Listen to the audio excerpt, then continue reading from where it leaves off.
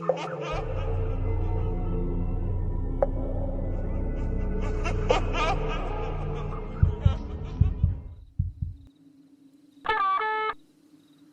muy buenas noches, familia Tete. Soy conductor del metro de la Ciudad de México y bueno, aquí les dejo mi experiencia. Casi al finalizar el servicio en línea 3 del metro, empezó a fallar la señalización. Y cuando se terminó el servicio, mandaron al personal a reparar la falla. Llegaron hasta el Hospital General a la 1 de la mañana. Estuvieron trabajando en la interestación del lugar antes mencionado Hospital General. Y al dar las 3 de la madrugada, uno del personal que fue a atender la falla empezó a decir: Oigan, ¿oyeron eso? Todos lo voltearon a ver con cara de extrañeza, pues todo estaba en silencio total. Pero en ese preciso momento empezaron todos a escuchar una leve voz que decía: «¡Mamá!». Intrigados voltearon hacia todas partes, hasta que uno de ellos señaló hacia el fondo del túnel, el cual estaba apenas iluminado por unos cuantos focos. En eso vieron que parecía una silueta de un niño que poco a poco caminaba hacia ellos. Uno de los trabajadores le preguntó al niño que qué es lo que hacía ahí, y este le contestó: «Es que mi mamá se fue en el tren y yo quería encontrarla». Y de nuevo con esa vocecita de lamento volvió a gritar: «¡Mamá!». A medida que los trabajadores se acercaban al niño, se escuchaba más y más fuerte que el lamento que decía: «¡Mamá! ¿Dónde estás?». En ese momento, todos empezaron a retroceder hasta llegar a la estación de Hospital General. Y al llegar casi a la luz, el pequeño se desvaneció para volver a pararse al fondo del túnel, el cual cada vez se veía más oscuro que nunca. Y bueno, la poca luz que había apenas iluminaba la tenue silueta del niño. Y en ese momento, sus lamentos cesaron y su figura desapareció por completo. Llenos de miedo, todos salimos de ahí. Tiempo después investigaron y efectivamente en esa estación una señora cayó a las vías, pero su pequeño se salvó. Y aunque después lo buscó el personal para poderlo resguardar, jamás apareció. Gracias por leerme.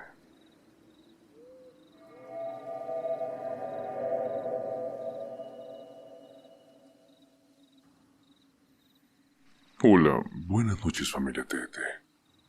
Yo antes trabajaba en la limpieza nocturna del metro y en la cuadrilla que me tocaba nos asignaron la estación Candelaria de la línea 1 del metro. Al dirigir a la estación, primero se lavaron las escaleras y después se dividieron las cosas para acabar más rápido. Después me mandaron a un área cerca del área de taquilla, así que estaba tallando el piso. Y cuando barrí el agua hacia la parte exterior de la estación, justo donde se resbalaba el agua, me di cuenta muy tarde que una joven se encontraba parada en la parte exterior de la estación, mojando sus pies. La muchacha volteó a verme, a lo que le tuve que pedir una disculpa diciéndole que no me había fijado que se encontraba ahí. Seguí trabajando, y bueno, al salir de la estación, a terminar de barrer el agua, le pedí permiso a la muchacha para que se moviera, y así poder jalar el agua. La luz era muy tenue, pero alcancé a distinguir los rasgos de la muchacha. Eran bastante delgada, pálida y un rostro bastante triste. En ese momento me le acerqué. Le pregunté que si estaba bien porque ya era muy tarde. Y bueno, principalmente porque era una zona bastante peligrosa. Ella solo me contestó que estaba esperando a su familia. Le dije que mejor se pasara para adentro, que ahí era bastante peligroso. Pero al decir eso, la chica empezó a llorar. Solo dijo que ya era demasiado tarde. No sabía a lo que se refería, así que intenté tomar de su hombro a la chica, pero al tocarla sentí mucho frío. Sentí como una descarga eléctrica que me desvaneció. Al despertar, mis compañeros estaban ahí a mi lado. Y bueno, de la chica ni hablamos. Esto fue todo lo que supe después. Esa chica Era una chica que habían asaltado en ese lugar y que habían acuchillado. Y bueno, desafortunadamente, estuvo en agonía porque la ambulancia no llegó nunca. Y finalmente, ahí perdió la vida. Gracias por leerme.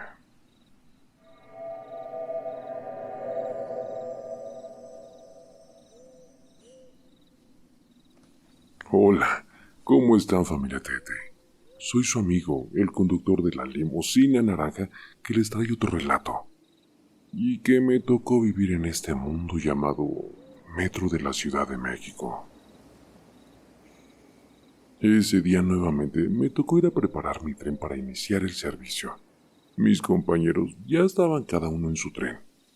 Yo prendí mi tren y al ir revisando empiezo a escuchar como gritos pidiendo auxilio. ¿Ah? Pudo más mi curiosidad que el miedo, así que me aproximé a donde venían los gritos. Encontré un señor de edad avanzada que estaba metido entre los asientos. Al verme, casi llorando y temblando, me dijo que se había dormido. Y lógico, cuando despertó, estaba en ese lugar, todo apagado, que solo la luz tenue de algunas lámparas estaba iluminando. Él estuvo gritando, pidiendo ayuda, y al no obtener respuestas, decidió esperar a que pasara alguien. A ver, aquí tengo que aclararles algo. El lugar donde se guardan los trenes es restringido, nadie puede pasar. Hay policías vigilando todas las entradas. El señor me dijo que como a las 2 de la madrugada vio que un señor pasó y que a pesar de que le pidió ayuda, él no le hizo caso. Y que bueno, que siguió su camino hasta perderse en la oscuridad. Que después a lo lejos vio a un señor de edad avanzada, pero que se dio cuenta de que se movía, pero que no estaba caminando. Se volvió a sentar y al ver nuevamente por la ventana, dice que se le heló la sangre porque una señora con un niño pequeño lo estaban viendo fijamente. Él sabía que no había nadie en el andén y que del piso a la ventana era una altura considerable. Así que cerró los ojos, se puso a rezar y siguió así hasta que yo lo encontré. Y bueno, me platicó todo lo que le había ocurrido. Por eso, amigos, nunca se queden en la noche en un tren, porque les podría pasar exactamente lo mismo. Gracias por leerme.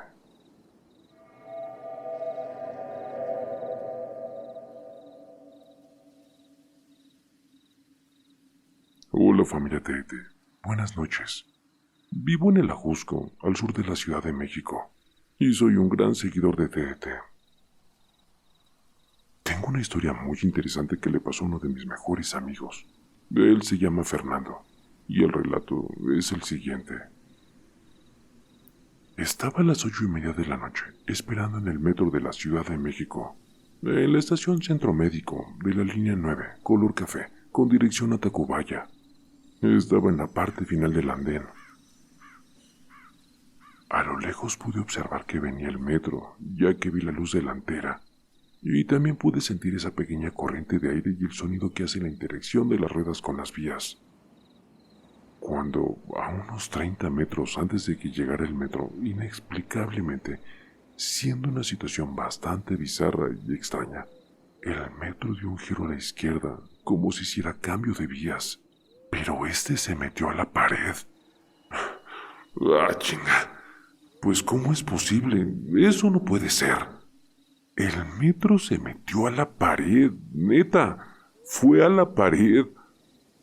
Puedo jurar sobre mi tumba que no iba drogado, tomado y mucho menos cansado. Ese pinche metro se metió a la pared. Digo, ¿cómo es posible si esa parte del metro no hay interacción con la línea 3? Y mucho menos el lado izquierdo, viniendo de Pantitlán, es imposible. A un lado de mí venían dos chavos, uno entretenido con su celular y el otro creo que sí vio algo, pero por alguna pena tal vez no dijo nada. Más adelante habían como 10 personas. Cabe mencionar que era domingo. Ya a estas horas ya casi no hay gente, siendo una estación donde siempre hay mucha gente. De verdad, el metro hizo un giro a la izquierda perdiéndose en la pared. Pude ver al conductor y los pasajeros del metro. Quedé tan impresionado y sacado de onda que aún no me explico cómo pudo pasar esto. A ver, para que lo sepan, Centro Médico tiene una interacción con la línea 3, pero esta se encuentra como a 100 metros de la estación. Y viniendo de Tacubaya hacia Pantitlán, no de Pantitlán a Tacubaya, y mucho menos a 30 metros del andén. Tampoco se puede hacer un giro hacia la pared, es bastante extraño e imposible. Espero que ustedes me puedan decir qué rayos vio mi amigo y qué diablos pasó. Esto acaba de suceder hace unas horas.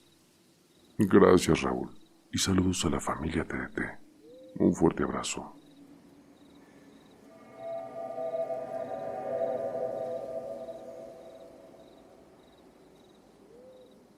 Hola, buenas noches, familia TDT. Aprovechando que fue el aniversario del metro, te envío 3 relatos que me han contado. Esta experiencia la compartí hace poco tiempo en el grupo de WhatsApp de TDT, pero aquí te la voy a contar con mayor detalle. En un viernes de la primera quincena de septiembre de este año, mi cuñado tenía que estar a las 6 de la mañana en la zona de Polanco.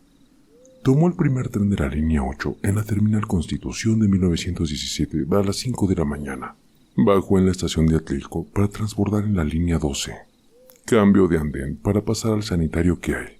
Y al encontrarlo cerrado, apresuró el paso para realizar el transbordo. Por la hora, solo había unas 3 personas esperando el tren. Y al llegar a las escaleras para descender al pasillo del transbordo, una señora de aproximadamente unos 65 o 70 años, con muletas, le preguntó por dónde debía ir para llegar a la línea 12. Mi cuñado le explicó y bajó rápido, pero al recordar la condición de la señora, regresó los pocos escalones que había bajado para ayudarla a bajar. Al voltear, ya no había nadie. Subió completamente la escalera corriendo y miró hacia el pasillo que viene de la línea 12. A ver, para quienes no son de la ciudad, el transbordo se realiza en 2 niveles piso abajo de la línea 8 a la línea 12 y el piso superior de la línea 12 a la línea 8. Pero por la hora ya estaba vacío.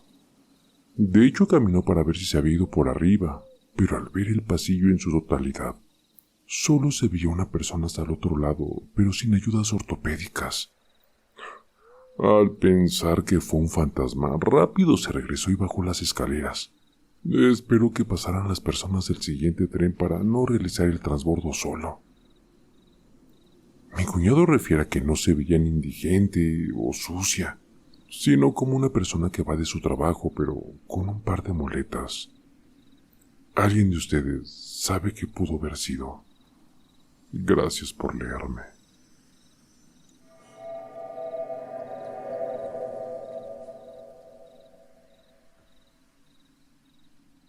Hola familia Tete, buenas noches. Nuevamente soy yo, Adal. Ahora les comparto algo que le sucedió a mi esposa el año pasado. Un sábado por la tarde, hace aproximadamente un año, iba con mi familia de Ciudad Universitaria a Tlayehualco a comprar algunos productos que venden en esa localidad. Transitábamos sobre la avenida Tláhuac y al pasar a la altura del Panteón de San Lorenzo Tezonco, observé un arco que marca el límite entre Iztapalapa y Tláhuac.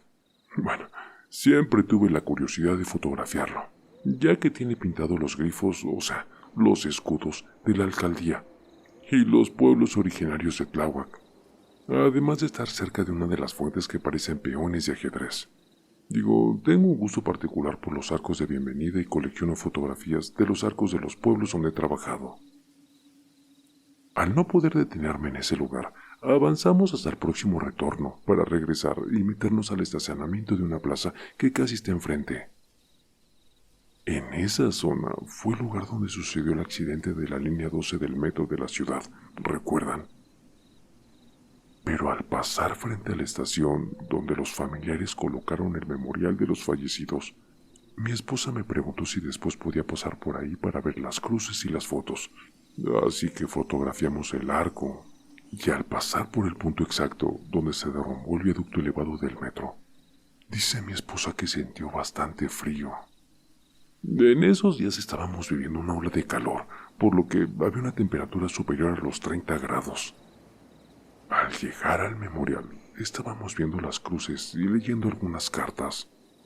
Mi esposa comenzó a escuchar varios susurros y empezó como a temblar. Todo esto porque sintió que bajó la temperatura bastante. Lo más curioso es que sintió una ráfaga de aire frío, aspectos que yo nunca sentí, recordando que yo estaba a su lado. Repentinamente sentí que mi esposa me jaló y me dijo que nos fuéramos, ya que vimos que venía hacia nosotros un policía que apresuró su paso cuando nos vio que estábamos acomodando el celular para tomar fotos o video. Pero cuando íbamos al auto, mi esposa me comentó que al sentir la ráfaga del aire, le dio como la sensación de desmayarse, lo que le dio miedo porque ya estaba embarazada de los mellizos.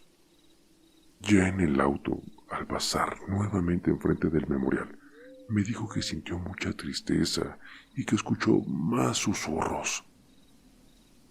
Volví a escribir esta experiencia porque mi esposa me ayudó a recordar bien cómo sucedió esa situación.